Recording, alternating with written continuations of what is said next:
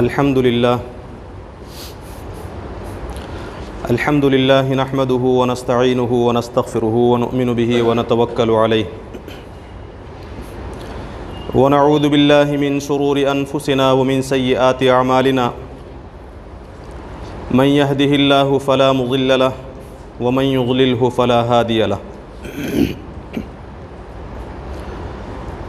ونشهد أن لا إله إلا الله وحده لا شريك له ونشهد أن سيدنا ومولانا محمدًا عبده ورسوله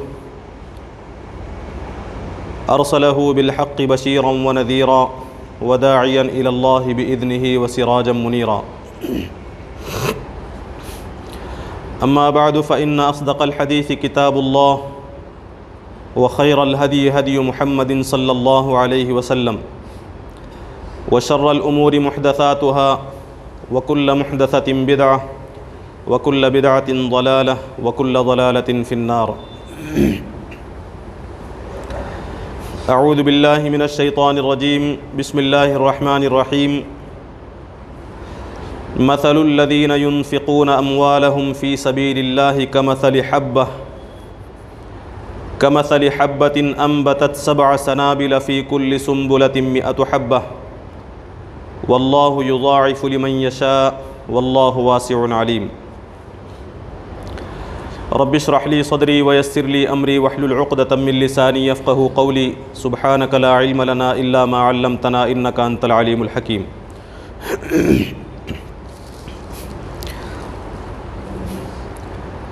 قابل احترام معزز بزرگوں، محترم نوجوان دوستوں اور بھائیوں، پچھلے جمعے آپ کے سامنے یہ بات واضح کی گئی تھی کہ اللہ تبارک و تعالیٰ نے انسانوں کو مال و دولت کی نعمت سے سرفراز فرمایا،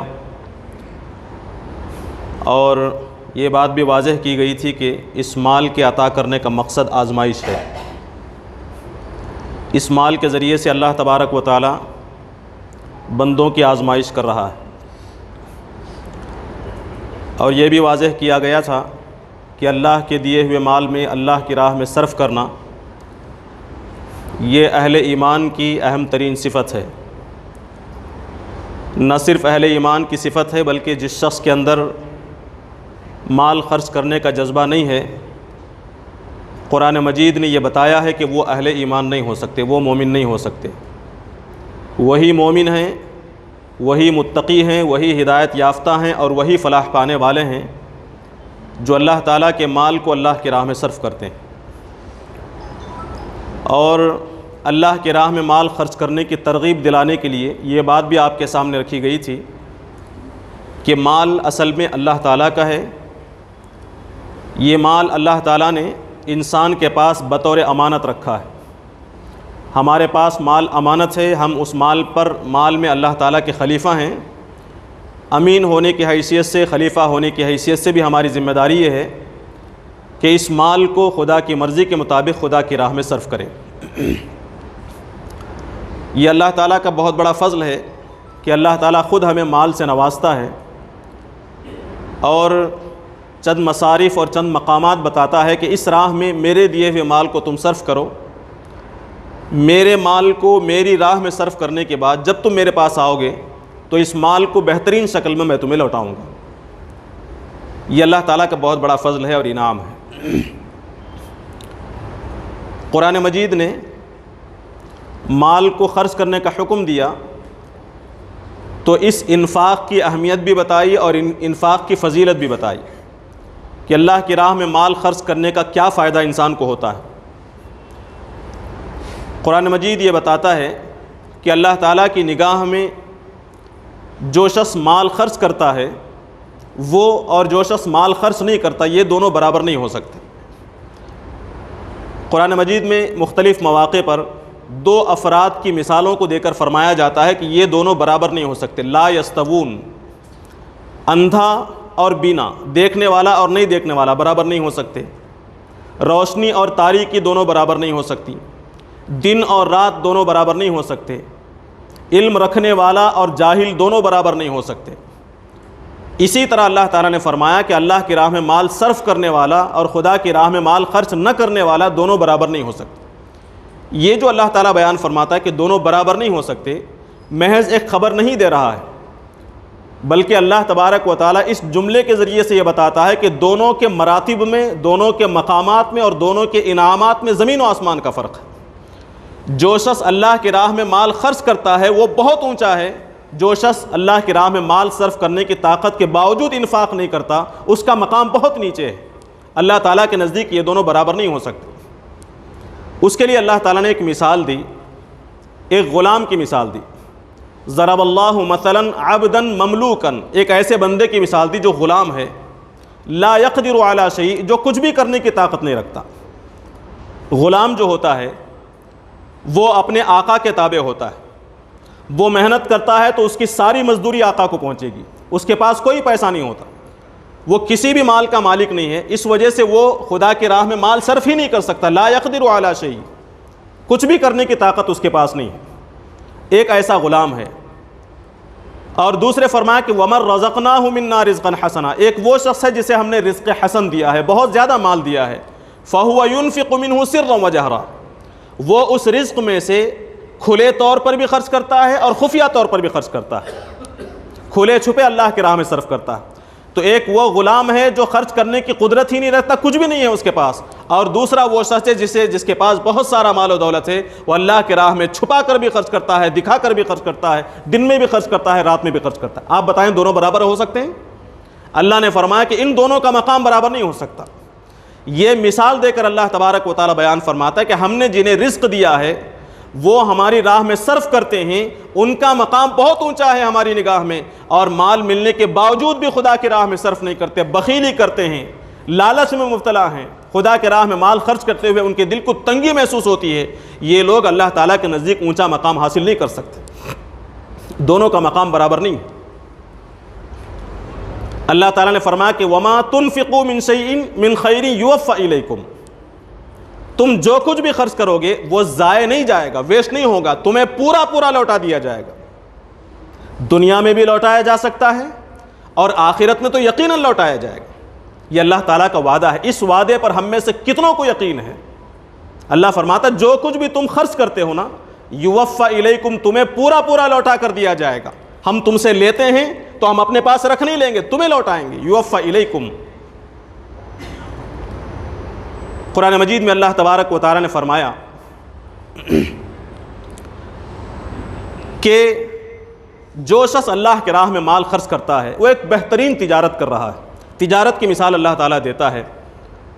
ہم میں سے اکثر تاجر ہیں، تجارت کی کیا اہمیت ہے، تجارت سے جب ہمیں پروفٹ ملتی ہے تو کتنی خوشی محسوس ہوتی ہے، اور جو تجارت کرتے ہوئے ہمیں اگر خدا نخواستہ گھاٹا ہو جائے، نقصان ہو جائے تو کتنی تکلیف ہوتی ہے، اور اس تجارت سے ہمیں کتنی محبت ہوتی ہے۔ ہم چاہتے ہیں کہ تجارت میں کوئی نقصان نہ ہو، تجارت بڑھتا چلا جائے، تجارت میں اضافہ ہوتا چلا جائے۔ ہمارے پاس ایک دکان ہے، دوسری دکان کی ہم کوشش کرتے ہیں، ایک بزنس ہے، اس بزنس کو دوسرے شہر میں کھولنے کی کوشش کرتے ہیں۔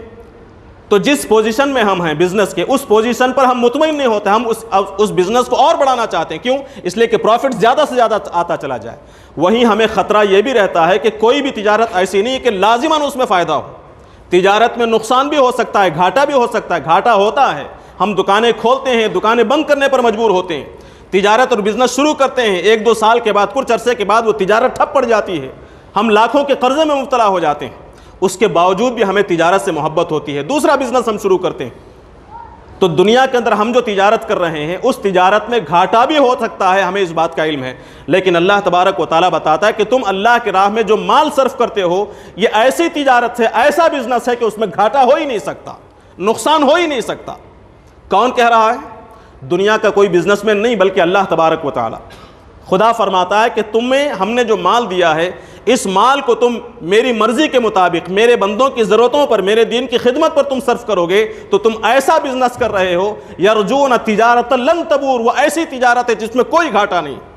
اور اللہ تبارک و تعالیٰ جب کسی تجارت کے بارے میں یہ کہتا ہے کہ اس میں کوئی نقصان نہیں ہے، ہمیں اس میں شک کیوں پیدا ہوتا ہے؟ تجارت سے محبت کرنے والے یہ تجارت کرنے کے لیے کیوں تیار نہیں ہیں؟ دنیا میں ہر قسم کا تجارت کرنے کے لیے تیار، اس تجارت میں نقصان اٹھانے کے لیے تیار، خطرہ مول لینے کے لیے تیار، لیکن جس تجارت میں کوئی گھاٹا نہیں ہے، جس تجارت کی طرف اشارہ اللہ تبارک و تعالیٰ کر رہا ہے، اس تجارت میں ہم اپنا پیسہ ڈالنے کے لیے کیوں تیار نہیں؟ ان الذین یتلون کتاب اللہ، جو لوگ اللہ کی کتاب کو پڑھتے ہیں، واقاموا الصلاۃ، اور نمازوں کو قائم کرتے ہیں، ہم پڑھتے ہیں نا کتاب، ہم نماز قائم کرتے ہیں، وَأَنفَقُوا مِمَّا رَزَقْنَاهُمْ سِرًّا وَعَلَانِيَةً، ہمارے دیے ہوئے رزق میں سے جو لوگ انفاق کرتے ہیں، مال خرچ کرتے ہیں، سرًّا وَجَهْرًا، سرًّا وَعَلَانِيَةً، چھپا کر بھی اور کھلے طور پر بھی خرچ کرتے ہیں، یرجون تجارۃ لن تبور، وہ ایسی تجارت کے امیدوار ہیں جس میں کوئی گھاٹا نہیں۔ تو اللہ کی راہ میں مال خرچ کرنے سے نقصان کا کوئی سوال پیدا نہیں ہوتا۔ ابتدا میں نے سورہ بقرہ کی ایک آیت پیش کی انفاق کی فضیلت پر، اہم ترین آیت ہے۔ اللہ تعالیٰ فرماتا ہے کہ جو لوگ اللہ تعالیٰ کی راہ میں مال خرچ کرتے ہیں ان کی مثال ایسی ہے، کمثل حبۃ، ایک بیج ہے، ایک دانہ ہے، کسان اسے زمین میں بوتا ہے، کھیت میں بوتا ہے، اور اس دانے سے کمثل حبۃ انبتت سبع سنابل، اس دانے سے 7 بال نکلتے ہیں، 7 بالیاں نکلتی ہیں، اور فی کل سنبلۃ 100 حبہ، ہر بالی میں 100 دانے ہیں۔ دیکھیے قرآن مجید کی آیت ہے یہ، انفاق پر ابھارنے کے لیے، اور قرآن کے بارے میں ہم کیا سمجھتے ہیں؟ اس میں کوئی بات غلط نہیں ہو سکتی۔ یہ جو انفاق کی فضیلت بیان کی جا رہی ہے ہمارے رب کی طرف سے بیان کی جا رہی ہے، اور یہ حقیقت ہے، اس میں کسی بھی قسم کا شک و شبہ نہیں کیا جا سکتا۔ اللہ تعالیٰ فرماتا ہے کہ تم جو 1 روپیہ اللہ کی راہ میں صرف کرتے ہو، اس 1 روپیے کی مثال ایسی ہے گویا کہ ایک دانہ ہے، اسے زمین میں بویا گیا اور اسے کھاد ڈالا گیا، اس پر محنت کی گئی، اور جب اس میں سے کونپل نکلتی ہے تو اس میں 7 بال نکلتے ہیں، ایک دانے سے 7 بال نکلے اور ہر بال میں 100 دانے ہیں۔ اس طرح گویا کہ ایک دانے کے نتیجے میں 700 دانے اسے حاصل ہوتے ہیں۔ یہ انفاق کی مثال ہے۔ تم میری راہ میں 1 روپیہ صرف کرو تو اس 1 روپیے کو بڑھا کر ہم 700 روپے تک کریں گے، 700 گنا پروفٹ ہمیں حاصل ہوگا۔ بزنس کرنے والے غور کریں، کیا کوئی بزنس ایسا ہمارے پاس ہے جس میں ہمارے کیپٹل پر 700 گنا ہمیں نفع ملتا ہو؟ شاید ہی ایسا کوئی بزنس ہو۔ اللہ تعالیٰ فرماتا ہے کہ میرے پاس وہ بزنس ہے، میں تمہیں کیپٹل دیتا ہوں، میں تمہیں پیسہ دیتا ہوں، اس مال کو میری راہ میں صرف کرو، میں تمہیں 700 گنا بڑا کر دوں گا۔ اور یہ انتہا نہیں ہے، یہ لاسٹ نہیں ہے کہ 700 گنا بس، اس کے بعد نہیں، بلکہ اللہ نے فرمایا واللہ یضاعف لمن یشاء، جسے چاہتا ہے 700 گنا سے بھی بڑا کر دیتا ہے۔ 700 گنا لاسٹ نہیں ہے۔ یہ انفاق کی اہمیت اللہ تبارک و تعالیٰ نے بیان فرمائی۔ تم میری راہ میں صرف کرو اور بہترین پروفٹ کی امید رکھو، بہترین نفع کی امید رکھو۔ اللہ تبارک و تعالیٰ نے فرمایا کہ اللہ کے راہ میں مال صرف کرنے کا ایک فائدہ یہ ہوگا کہ تمہیں خدا کا قرب نصیب ہوگا، خدا کی نزدیکی نصیب ہوگی۔ سورہ توبہ میں کچھ لوگوں کی، کچھ مال خرچ کرنے والوں کی مثال بیان کی گئی کہ وَمِنَ الْأَعْرَابِ مَن يُنْفِقُ مَا يُنْفِقُ قُرُبَاتٍ عِندَ اللَّهِ، کچھ لوگ ایسے ہیں جو اللہ کے راہ میں مال صرف کرتے ہیں اور مال خرچ کرنے کے بعد ان کی امید یہ ہوتی ہے کہ میں خدا کا قرب حاصل کروں، خدا کی نزدیکی حاصل کروں، وصلوات الرسول، اور اللہ کے رسول کی دعائے رحمت میں حاصل کروں۔ اللہ نے فرمایا اس نیت سے اگر تم مال خرچ کرو گے، الا آگاہ ہو جاؤ، انہا قربۃ لہم، انہیں خدا کی قربت ضرور نصیب ہوگی، فسیدخلہم اللہ فی رحمتہ، اور اللہ تبارک و تعالیٰ انہیں اپنی رحمت میں لے لے گا۔ تو انفاق کرتے ہوئے خدا کے قرب کی نیت کرنا، خدا کی رحمت کی امید کرنے سے اللہ تبارک و تعالیٰ وعدہ فرماتا ہے کہ تمہیں یقینی طور پر اللہ کا قرب نصیب ہوگا، اللہ کی نزدیکی نصیب ہوگی، خدا کی رحمتیں تمہیں ملیں گی۔ اللہ تبارک و تعالیٰ یہ بھی بیان فرماتا ہے کہ جو لوگ مال خرچ کرتے ہیں ان کے گناہ معاف کیے جاتے ہیں۔ یہ جو جملہ ہے، ہم اپنے بارے میں، ہم جب یہ کہتے ہیں نا کہ دعا کیجئے تو ہمارے ساتھی اکثر کہتے ہیں ہمیں گنہگار، ہماری کہاں دعا قبول ہوتی ہے، ہم گنہگار ہیں۔ ایسے گنہگاروں کے بارے میں کہا گیا کہ تم اگر اللہ کی راہ میں مال صرف کرو گے تو تمہارے گناہ معاف کر دیے جائیں گے۔ ان تبدوا الصدقات فنعما ہی، اگر تم مال ظاہر کر کے خرچ کرو گے تو ٹھیک ہے، کوئی بات نہیں، اچھی بات ہے۔ وَإِن تُخْفُوهَا، اگر تم چھپا کر خرچ کرو گے، وَتُؤْتُوهَا الْفُقَرَاءَ، اسے فقراء کو دو گے، يُكَفِّرْ عَنْكُمْ سَيِّئَاتِكُمْ، اللہ تبارک و تعالیٰ تمہارے گناہوں کو معاف فرمائے گا۔ تو اللہ کی راہ میں مال کا صرف کرنا گناہوں کی معافی کا ذریعہ ہے۔ اب یہ جو بات ہے 700 گنا اضافہ کون دیکھ رہا ہے؟ دنیا میں تو ملنے والا شاید نہیں ہے، آخرت میں مرنے کے بعد، وہ تو مرنے کے بعد ہے نا، ابھی نزدیک کہاں ہے؟ اللہ کا قرب مرنے کے بعد نصیب ہوگا، گناہوں کی معافی مرنے کے بعد معلوم ہوگی۔ دنیا میں کیا ملے گا؟ اللہ تبارک و تعالیٰ فرماتا ہے کہ دنیا میں اس کا فائدہ یہ ہے کہ تمہارے مال میں اضافہ ہوگا، دنیا کے اندر بھی اس کا فائدہ ہے۔ اللہ تبارک و تعالیٰ فرماتا ہے کہ تم مال خرچ کرو گے تو مال میں اضافہ ہوگا۔ سود کا جہاں ذکر ہے، سود سے پہلے انفاق کا ذکر کیا گیا، سود سے جب منع کیا گیا وہیں صدقے اور انفاق کی تعلیم دی گئی، تلقین کی گئی، اور اللہ فرماتا کہ یمحق اللہ الربا، جو لوگ سود دیتے ہیں اور سود لیتے ہیں وہ اپنے مال کے ضائع ہونے کی وجہ بنتے ہیں۔ کتنی مثالیں ہمارے سامنے، ہمارے درمیان ہیں، ہمارے آس پاس میں ہیں۔ جو لوگ سود میں مبتلا ہوئے ہیں وہ تباہ و برباد ہو گئے۔ جو لوگ سود لیتے ہیں یا سود دیتے ہیں یا پھر سود میں تعاون کرتے ہیں، اللہ تبارک و تعالیٰ انہیں تباہ و برباد کر دیتا ہے۔ اور وہیں ہمارے درمیان میں ایسی بے شمار مثالیں ہیں کہ جو لوگ اللہ کے راہ میں انفاق کرتے ہیں اللہ تبارک و تعالیٰ ان کے مال میں برکت دیتا ہے۔ وَيُرْبِ الصَّدَقَاتِ يَمْحَقُ اللَّهُ الرِّبَا، اللہ تعالیٰ سود کو تباہ و برباد کرتا ہے۔ وَيُرْبِ الصَّدَقَاتِ، اور صدقات کی تربیت کرتا ہے اور صدقات کے ذریعے سے مال میں اضافہ کرتا ہے۔ اللہ کا وعدہ یہ ہے کہ صدقہ دینے سے، انفاق کرنے سے، مال خرچ کرنے سے مال میں کمی نہیں ہوتی، مال میں اضافہ ہوتا ہے۔ وَمَا أَنفَقْتُم مِّن شَيْءٍ فَهُوَ يُخْلِفُهُ، سورہ سبا میں اللہ نے فرمایا کہ تم جو کچھ بھی خرچ کرو گے اللہ تبارک و تعالیٰ پیچھے سے وہ تمہیں عطا کر دے گا۔ تم نے یہاں خرچ کیا، دوسرے ذریعے سے اللہ تبارک و تعالیٰ نے تمہیں دے دیا۔ خرچ کرنے سے مال میں کمی نہیں ہوتی۔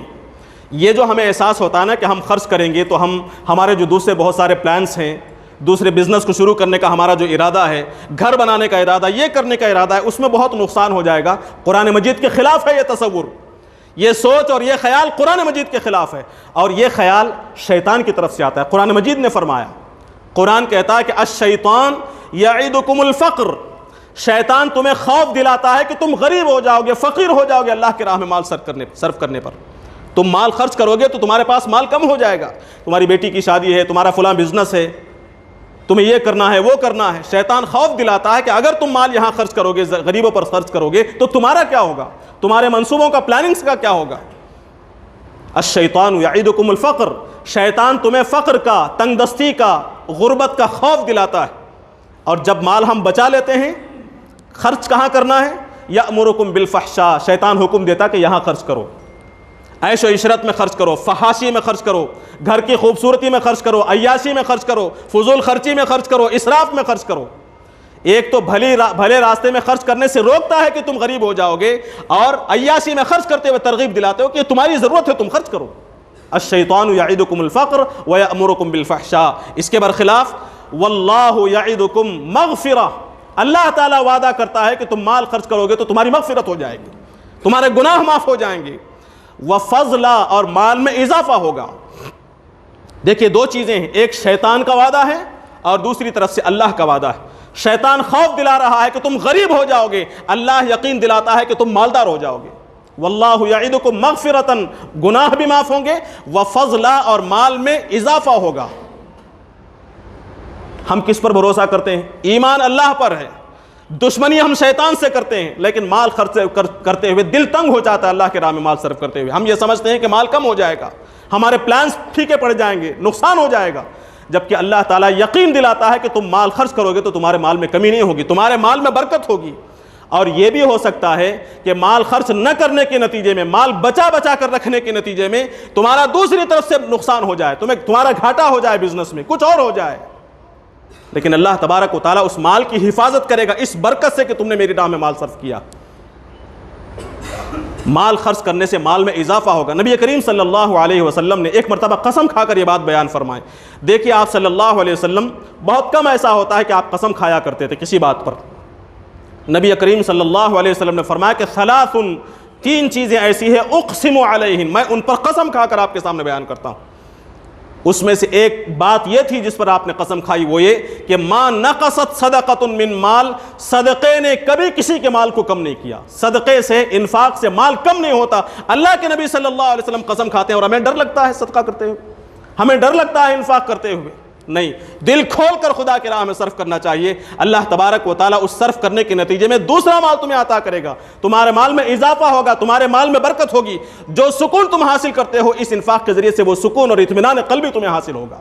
یہ اللہ تعالیٰ کا وعدہ ہے، اس وعدے پر یقین ہونا چاہیے۔ نبی کریم صلی اللہ علیہ وسلم نے فرمایا ما من یوم یصبح العباد فیہ، کوئی بھی دن ایسا نہیں ہوتا جس دن بندے صبح کرتے ہوں، یعنی ہر دن صبح میں، روزانہ صبح میں ینزلان ملکان، دو فرشتے اترتے ہیں اللہ تعالیٰ کی طرف سے، اور ان میں سے ایک فرشتہ یہ اعلان کرتا ہے اللہم، بلکہ دعائیں کرتا ہے اللہ تبارک و تعالیٰ سے، فرشتہ دعا کرتا ہے اللہم اعط منفقا خلفا، اے اللہ جو انفاق کر رہا ہے، جو تیری راہ میں مال خرچ کر رہا ہے، اے اللہ تو اس کے مال میں اضافہ فرما، پیچھے سے مزید مال اسے عطا فرما، ایک فرشتہ۔ اور دوسرا فرشتہ اللہم اعط ممسکا تلفا، اے اللہ جو مال کو روک کر رکھ رہا ہے، بچا بچا کر رکھ رہا ہے، اس کا مال ضائع کر دے، اسے گھاٹا دے دے۔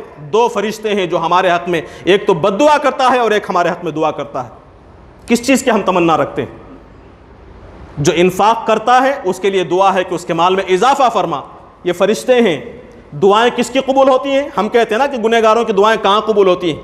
مقبول بندوں کی دعائیں قبول ہوتی ہیں، اور فرشتوں کے پاس تو کوئی گناہ نہیں ہے، فرشتے مقبول بنتے ہیں، اور ان بندوں کی طرف سے دعا ہوتی ہے اور بد دعا ہوتی ہے کہ اے اللہ جو خرچ کرتا ہے اس کے مال میں اضافہ کر، اور جو خرچ نہیں کرتا بچا بچا کر رکھتا ہے اس کا مال ضائع کر دے۔ تو انفاق کرنے سے مال میں کمی نہیں واقع ہوتی، نقصان اس وقت ہوتا ہے جب خدا کے دیے ہوئے مال کو لوگ بچا بچا کر رکھنے کی کوشش کرتے ہیں۔ قرآن مجید نے یہ بھی بتایا کہ جو لوگ مال خرچ نہیں کرتے ان کا نقصان کیا ہے۔ سورہ توبہ میں اللہ تبارک و تعالیٰ فرماتا ہے اے لوگوں الذین یکنزون الذہب والفضہ، جو لوگ سونے چاندی کو، مال و دولت کو، بزنس کے پروفٹس کو بچا بچا کر رکھتے ہیں، خزانہ بنا کر گھروں میں رکھے ہوئے ہیں، یکنزون خزانہ بنا کر رکھتے ہیں، الذہب والفضہ سونے چاندی کو، مال و دولت کو، ولا ينفقونها فی سبیل اللہ اور اس مال کو اللہ کی راہ میں خرچ نہیں کرتے، اے نبی صلی اللہ علیہ وسلم فبشرہم بعذاب علیم، انہیں دردناک عذاب کی خوشخبری دیجیے۔ یعنی جو لوگ مال خرچ نہیں کرتے ان لوگوں کو دردناک عذاب ہے قیامت کے دن۔ اس کی تفصیل آگے اللہ نے بیان فرمائی یوم یحما علیہا فی نار جہنم، اس مال کو جہنم کی آگ میں تپایا جائے گا، جلایا جائے گا، فتکوا بہا جباہہم، ان کے پیشانیوں کو داغا جائے گا، وجنوبہم ان کے پہلوؤں کو داغا جائے گا، وظہورہم ان کی پیٹھ کو داغا جائے گا، اور کہا جائے گا کہ فذوقوا چکھو اب ھذا ما کنتم تکنزون، یہ وہی خزانہ ہے جو تم دنیا کے اندر جمع کر رکھتے تھے، جسے تم خرچ نہیں کرتے۔ الذین یبخلون، جو لوگ بخل کرتے ہیں، جو لوگ کنجوسی کرتے ہیں، مال بچا بچا کر رکھتے ہیں، اور صرف بخل نہیں کرتے بلکہ وَيَأْمُرُونَ النَّاسَ بِالْبُخْلِ، جو بخیل ہوتا ہے نا، جو مال خرچ نہیں کرتا، وہ جب دیکھتا ہے کہ سامنے والا اس کا کوئی ساتھی، اس کا کوئی دوست خرچ کر رہا ہے تو اسے بھی خرچ کرنے سے منع کرتا ہے۔ کیوں؟ اس لیے کہ وہ خرچ نہیں کر رہا، میری کمزوری ظاہر ہو جائے گی، اس وجہ سے دوسروں کو بھی بخیلی پر ابھارتا ہے۔ قرآن نے کہا الذین یبخلون، جو لوگ بخل کرتے ہیں، وَيَأْمُرُونَ النَّاسَ بِالْبُخْلِ اور لوگوں کو بخل پر مجبور کرتے ہیں، بخیلی کی تاکید کرتے ہیں، وَيَكْتُمُونَ مَا آتَاهُمُ اللَّهُ مِنْ فَضْلِ اللہ تعالیٰ نے جو فضل انہیں عطا کیا ہے اسے چھپا چھپا کر رکھتے ہیں۔ أُولَٰئِكَ أَعْتَدْنَا لَهُمْ عَذَابًا أَلِيمًا ہم نے ان کے لیے دردناک عذاب تیار کر رکھا ہے، دردناک عذاب مہیا کر رکھا ہے۔ قرآن مجید میں ایک اور موقع پر فرمایا گیا وَلَا يَحْسَبَنَّ الَّذِينَ يَبْخَلُونَ جو لوگ بخل کرتے ہیں، ہمارے دیے ہوئے مال میں سے جو لوگ بخل کرتے ہیں، مال ان کا نہیں ہے، مال میرا ہے، میرے مال میں وہ لوگ جو بخل کرتے ہیں، وہ لوگ یہ نہ سمجھیں ہوا خیر اللہم کہ ان کے لیے بہت اچھی بات، مال بچا بچا کر رکھ کر لوگ کیا سمجھتے ہیں ہم نے بہت اچھا کر دیا، ہمارا بینک بیلنس بڑھ رہا، ہم خود کو چالاک سمجھتے ہیں، عقل مند سمجھتے ہیں۔ اللہ نے فرمایا کہ لا یحسبون وہ لوگ ولا یحسبن الذین یبخلون بخل کرنے والے یہ گمان نہ کریں کہ ہوا خیر اللہم یہ ان کے لیے بہت اچھا ہے، نہیں، بل ہوا شر اللہم یہ ان کے لیے بہت برا ہے، بہت نقصان دہ۔ کیا ہوگا؟ سیطوقون ما بخلوا به یوم القیامہ قیامت کے دن جس مال میں انہوں نے بخل کیا تھا اس پورے مال کو گلے کا طوق بنا کر، گلے کی زنجیر بنا کر ڈال دیا جائے گا۔ یہ قرآن مجید کی آیات ہیں۔ اس کی تفسیر کرتے ہوئے اللہ کے نبی صلی اللہ علیہ وسلم نے فرمایا تھا کہ قیامت کے دن خرچ نہ کیے ہوئے مال کو گنجے سانپ کی شکل میں لایا جائے گا، خوفناک سانپ کی شکل میں لایا جائے گا، اور وہ جبڑے پکڑ کر کہے گا کہ میں تمہارا مال ہوں، انا کنزکا انا مالکا، میں تمہارا مال ہوں، مجھے خرچ نہیں کیا نا، میں تمہارا مال ہوں، میں تمہارا خزانہ ہوں، یہ کہہ کر اسے ڈستا چلا جائے گا۔ یہ آخرت کا عذاب۔ دنیا کے بارے میں اللہ کے نبی صلی اللہ علیہ وسلم نے فرمایا کہ جو آدمی گن گن کر خرچ نہیں کرتا تو اللہ تعالیٰ اس پر خرچ نہیں کرتا۔ اللہ کے نبی، جیسا کہ میں نے پچھلے جمعے یہ بات کہی تھی، اللہ کے نبی صلی اللہ علیہ وسلم نے فرمایا کہ اللہ تعالیٰ نے فرمایا کہ اے ابن آدم تم خرچ کرو میں تم پر خرچ کروں گا، تمہاری ضرورتیں میں پوری کروں گا، میرے بندوں کی ضرورتیں تم پوری کرنے کی کوشش کرو۔ انفق یا ابن آدم اے ابن آدم تم خرچ کرو، انفق علیک میں تم پر خرچ کروں گا۔ اس کا مفہوم مخالف یہ ہے، اس کا دوسرا مفہوم یہ ہے کہ تم خرچ نہیں کرو گے تو میں تم پر خرچ نہیں کروں گا، تمہیں تنگ کر دوں گا، تمہاری زندگی تنگ کر دی جائے گی۔ نبی کریم صلی اللہ علیہ وسلم نے حضرت اسماء رضی اللہ عنہا سے فرمایا تھا کہ اے اسماء، گن گن کر مال خرچ نہ کرنا، تم اگر گن گن کر خرچ کرو گی تو اللہ تعالیٰ تمہیں بھی گن گن کر ہی دے گا۔ کیا ہم چاہتے ہیں کہ ہمیں اللہ تعالیٰ تنگ کر کے دے، گن کر کے دے؟ ہم چاہتے ہیں کہ اللہ تعالیٰ کشادہ دل ہو جائے، پوری فراغ دستی کے ساتھ اللہ تعالیٰ ہمیں دے، دل کھول کر اللہ تعالیٰ ہمیں دے۔ تو اللہ تعالیٰ ہم سے یہ چاہتا ہے کہ تم بھی دل کھول کر دو، گن گن کر نہ دو، گن گن کر خرچ نہ کر۔ اگر تم ایسا کرو گی تو اللہ تعالیٰ تمہیں بھی گن گن کر دے گا۔ یہ خرچ نہ کرنے کے نقصانات۔ اس کے علاوہ قرآن مجید یہ بھی بتاتا ہے کہ اللہ کے راہ میں کتنا مال دیا جائے، کس حالت میں دیا جائے، کس کیفیت میں دیا جائے۔ اللہ تعالیٰ فرماتا ہے، سوچتے نا کہ ہم کتنا دیں، اللہ کے راہ میں کتنا مال دیا جائے۔ قرآن مجید نے فرمایا کہ جتنی تمہاری طاقت ہے اتنا تم مال دو، جتنی تمہاری کیپیسٹی ہے، جتنی تمہاری قدرت ہے اتنا مال تم اللہ تعالیٰ کے راستے میں دو۔ بلکہ میں تو یہ کہتا ہوں کہ آخرت میں جس وقت ایک ایک کوڑی کا آدمی محتاج ہوگا، ایک ایک نیکی کا محتاج ہوگا، ہمارے اپنے گناہوں کے نتیجے میں، ہماری اپنی نافرمانیوں کے نتیجے میں، ہماری غیبتوں کے نتیجے میں، ہمارا حق مارنے کے نتیجے میں لوگ آئیں گے اور ہم سے ہماری نیکیاں کھینچتے لے کر چلے جائیں گے اور دوسروں کے بوجھ اور دوسروں کے گناہ ہم پر ڈال دیے جائیں گے۔ ایسے موقع پر جبکہ ایک شخص ایک ایک نیکی کا محتاج ہو رہا ہوگا، اس وقت ہم کتنا مال چاہیں گے، اس وقت ہم کتنی نیکیاں چاہیں گے؟ ہم اس وقت جتنی نیکیاں چاہیں گے اتنا انفاق اس دنیا میں ہمیں کرنا چاہیے۔ ہم پوچھتے نا کہ کتنا مال خرچ کیا جائے، اتنا مال خرچ کریں جتنے مال کی ہمیں آخرت میں ضرورت محسوس ہوگی۔ ہم یہ چاہتے ہیں کہ زیادہ سے زیادہ ہمیں نیکیاں آخرت میں ملیں تو زیادہ سے زیادہ مال خدا کے راہ میں خرچ کرنے کی کوشش کرنی چاہیے۔ اس کے باوجود اللہ تبارک و تعالیٰ فرماتا ہے کہ اللہ تبارک و تعالیٰ کوئی بھی حکم بندے کو دیتا ہے تو اس کی طاقت کے بقدر دیتا ہے، جتنا وہ اس پر عمل کر سکتا ہو، جتنی اس کی قدرت ہو۔ سورہ طلاق میں اللہ تبارک و تعالیٰ نے فرمایا لا یکلف اللہ نفسا الا ما آتاہا، کسی بھی بندے پر اللہ تبارک و تعالیٰ اس کی طاقت سے زیادہ بوجھ نہیں ڈالتا، اتنا ہی بوجھ ڈالتا ہے جتنا اللہ تعالیٰ نے اسے دیا ہے۔ جتنا مال اللہ نے اسے دیا ہے اسی مال میں سے اتنی طاقت کے بقدر خرچ کرے۔ لینفق ذو سعۃ من سعتہ، اللہ نے فرمایا کہ ہر صاحب استطاعت، ہر صاحب قدرت اپنی طاقت کے بقدر خرچ کرے، جتنا وہ خرچ کرتا ہے اتنا خرچ کرے، جتنا خرچ کر سکتا ہے اتنا کرے۔ اور اللہ تعالیٰ نے یہ بھی فرمایا کہ ومن قدر علیہ رزقہ، جس کا رزق تنگ کر دیا گیا ہے۔ دیکھیے میں نے پچھلے جمعے آپ کے سامنے سورہ فجر کے حوالے سے یہ بات بیان کی تھی کہ بعض لوگوں کو اللہ تعالیٰ مال دیتا ہے اور آزماتا ہے، اور بعض لوگوں کے مال میں کمی کرتا ہے اور آزماتا ہے۔ وہاں کیا لفظ استعمال کیا گیا تھا؟ وَأَمَّا إِذَا مَبْتَلَاهُ، جب اللہ تعالیٰ انسان کو آزماتا ہے تو فَقَدَرَ عَلَيْهِ رِزْقَهُ، الفاظ پر غور کیجئے، فَقَدَرَ عَلَيْهِ رِزْقَهُ، اللہ تعالیٰ اس کے رزق کو تنگ کر دیتا ہے، یعنی مال کم کرتا ہے، بہت زیادہ فراخی کے ساتھ نہیں دیتا، اور وہ بھی اس کی آزمائش کے لیے۔ یہی الفاظ اللہ تعالیٰ نے سورہ طلاق میں استعمال فرمائے اور یہ کہا کہ وَمَن قُدِرَ عَلَيْهِ رِزْقُهُ، جس کا رزق تنگ کر دیا گیا اسے کیا کرنا چاہیے؟ یہ نہیں فرمایا کہ نہیں اسے خرچ کرنے کی ضرورت نہیں، بلکہ وَمَن قُدِرَ عَلَيْهِ رِزْقُهُ فَلْيُنْفِقْ مِمَّا آتَاهُ اللَّهُ، وہ خرچ کرے جتنا اللہ تعالیٰ نے اسے دیا۔ اگر رزق میں تنگی ہے، مال کم ہے، تب بھی خرچ کرنے سے روکا نہیں گیا بلکہ فرمایا کہ جتنی طاقت ہے اتنا خرچ کرے۔ انفاق کی اتنی اہمیت ہے کہ آدمی جتنا مال اس کے پاس کم ہوگا، جتنے کم مال میں وہ صرف کرے گا اتنا زیادہ فضیلت وہ حاصل کرے گا۔ کروڑ پتی خرچ کرتا ہے تھوڑا سا مال، 1 لاکھ روپے، ٹھیک ہے، اسے ثواب ملے گا۔ جس کے پاس ہے ہی 1000 روپے، وہ اگر 100 روپے خرچ کرے گا تو کتنا اسے ثواب ملے گا؟ مال کی کوانٹٹی نہیں دیکھی جاتی، مال کی کمیت نہیں دیکھی جاتی، بلکہ مال کی کوالٹی کو دیکھا جاتا ہے، کس جذبے سے کیا گیا ہے خرچ، کس حالت میں خرچ کیا گیا۔ انشاءاللہ اس کی تفصیل کسی اور موقع پر آپ کے سامنے بیان کی جائے گی۔ تو فرمایا کہ جتنی استطاعت ہے اتنا اللہ کی راہ میں صرف کرو۔ یہ نہیں دیکھیں کہ ہم کتنا صرف کر رہے ہیں، نہیں، بلکہ جذبہ دیکھا جائے گا۔ نبی کریم صلی اللہ علیہ وسلم نے ایک موقع پر یہ بات بیان فرمائی کہ ایک شخص اللہ کی راہ میں کھجور کا ٹکڑا صدقہ کرتا ہے۔ من تصدق بعدل تمرۃ، ایک کھجور کے ٹکڑے کے برابر، ایک کھجور کے برابر صدقہ دیا۔ کھجور کی مثال آپ ذہن میں رکھیں، عرب کے اندر کھجور ایک معمولی غذا ہے، ہر شخص کو آسانی سے دستیاب ہونے والی چیز ہے۔ اس کھجور کی مثال اللہ تبارک و تعالیٰ دے کر فرماتا ہے کہ کم سے کم بھی کوئی چیز اگر تم خرچ کرو گے، من تصدق بعدل تمرۃ، کہ تم ایک کھجور کے برابر اللہ کی راہ میں صدقہ کرو گے، من کسب طیب، شرط لگائی کہ وہ جو مال تم خرچ کرتے ہو یہ پاکیزہ مال ہو۔ تمہاری اپنی کمائی ہو اور پاکیزہ مال پاکیزہ کمائی سے تم صرف کرو، من کسب طیب۔ اور آگے اللہ کے نبی صلی اللہ علیہ وسلم نے فرمایا کہ وَلَا يَصْعَدُ إِلَى اللَّهِ إِلَّا طَيِّبٌ، اللہ تعالیٰ کے پاس کوئی نیکی نہیں جا سکتی سوائے پاکیزہ نیکی کی۔ کوئی انفاق ناپاک مال سے، حرام مال سے اگر کیا جائے تو وہ اللہ تعالیٰ کی راہ میں نہیں جائے گا۔ پاکیزہ مال اگر تم خرچ کرو گے تو وہ ایک کھجور کے ٹکڑے کے برابر ہی کیوں نہ ہو، يَقْبَلُهَا بِيَمِينِهِ، اللہ تبارک و تعالیٰ تمہارے اس صدقے کو اپنے داہنے ہاتھ سے وصول کرتا ہے۔ ہمارے اس کھجور کے ٹکڑے کے چھوٹے سے صدقے کی اہمیت اللہ کے نبی صلی اللہ علیہ وسلم نے بیان فرمائی کہ اس کی قدر کی جائے گی، اسے اللہ تعالیٰ داہنے ہاتھ سے قبول کرے گا، اور فَيُرَبِّيهَا، اللہ تعالیٰ اس کی تربیت کرتا ہے، اسے بڑھاتا چلا جاتا ہے۔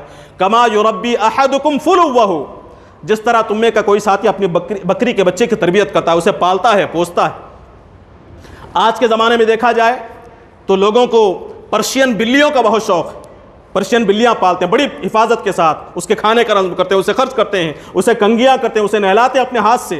جس طرح ہم چھوٹی بلی کے بچے کو پالتے ہیں، پوستے ہیں، تربیت کرتے ہیں، اللہ کے نبی صلی اللہ علیہ وسلم نے فرمایا کہ تمہارے چھوٹے سے کھجور کے ٹکڑے جیسے صدقے کو اللہ تبارک و تعالیٰ اپنے ہاتھ میں لے کر، داہنے ہاتھ میں لے کر اس کی تربیت کرتا ہے، اسے بڑا کرتا ہے، حتیٰ تکون مثل الجبل، یہاں تک کہ وہ پہاڑ کے برابر ہو جاتا ہے۔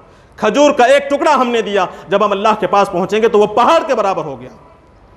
تو یہ نہیں دیکھا جائے گا کہ کتنا مال ہم صرف کر رہے ہیں، بلکہ جتنی استطاعت ہے، جتنی قدرت ہے، اچھے جذبے کے ساتھ، اچھی نیت کے ساتھ خدا کی راہ میں صرف کیا جائے گا تو اللہ تبارک و تعالیٰ اسے سچے دل سے قبول فرمائے گا، اس کی قدر کرتے ہوئے قبول فرمائے گا، اور اسے اس کے اندر اضافہ ہوتا چلا جائے گا۔ آخری بات اس موقع پر میں عرض کروں کہ صدقے کا، انفاق کا جو موقع اللہ تبارک و تعالیٰ نے دیا ہے، اچھی حالت میں ہو، جوانی کی حالت میں ہو، صحت کی حالت میں ہو، اللہ کی راہ میں صرف کیا جائے۔ ایسا نہ ہو کہ موت کا وقت قریب آ گیا، اب موت آنے والی ہے، اس وقت ہم اللہ کی راہ میں صرف کر رہے ہیں۔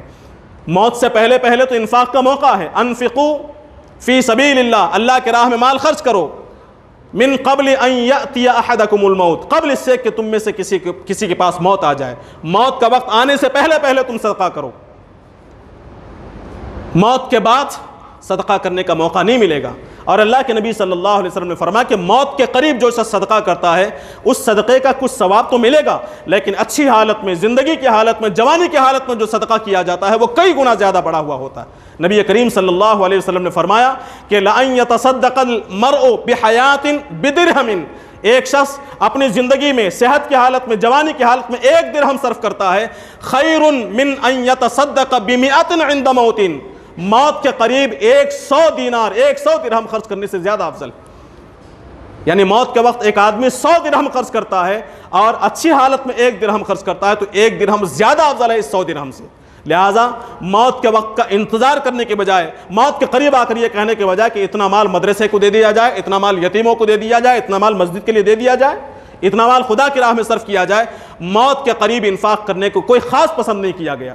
نبی کریم صلی اللہ علیہ وسلم نے فرمایا وَلَا تُمْهِلْ، اے انسان تم تاخیر نہ کرو، انتظار نہ کرو، حتیٰ اذا بلغت الحلقوم، یہاں تک کہ تمہارے گلے میں تمہاری جان آ جائے۔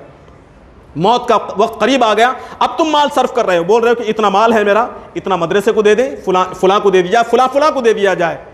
فَقُلْتَ لِفُلَانٍ كَذَا وَلِفُلَانٍ كَذَا، تم یہ کہنے لگو کہ موت کے قریب اتنا مال فلاں کے لیے ہے، یہ مال فلاں کے لیے ہے۔ نبی کریم صلی اللہ علیہ وسلم نے فرمایا کہ تم مر جاؤ گے تو وَقَدْ كَانَ لِفُلَانٍ، یہ مال فلاں اور فلاں کا ہو ہی جائے گا، تمہارے کرنے کا کیا خاص فائدہ؟ تمہارے کرنے سے، تمہارے انفاق سے فائدہ اس وقت ہوتا جب تم صحت کی حالت میں ہوتے، جوانی کی حالت میں ہوتے، اچھی حالت میں ہوتے، کوئی پریشانی، کوئی بیماری اور موت کا کوئی موقع نہ ہوتا۔ ایسے موقع پر جو مال صرف کیا جائے گا یہ مال زیادہ افضل ہوگا۔ قرآن مجید کی آیات اور نبی کریم صلی اللہ علیہ وسلم کی تعلیمات اس بات کی طرف ابھارتی ہیں کہ اللہ تعالیٰ کے دیے ہوئے مال کو، جتنا بھی مال ہمارے پاس ہے، جتنی بھی حیثیت ہمارے پاس ہے، خدا کے بندوں کی ضرورتوں کو پورا کرنے کے لیے، خدا کے محتاج بندوں کی محتاجی کو دور کرنے کے لیے، خدا کے دین کو مضبوطی کے لیے، تحریکات اسلامی کو مضبوط کرنے کے لیے اللہ تعالیٰ کے دیے ہوئے مال میں سے خرچ کیا جائے۔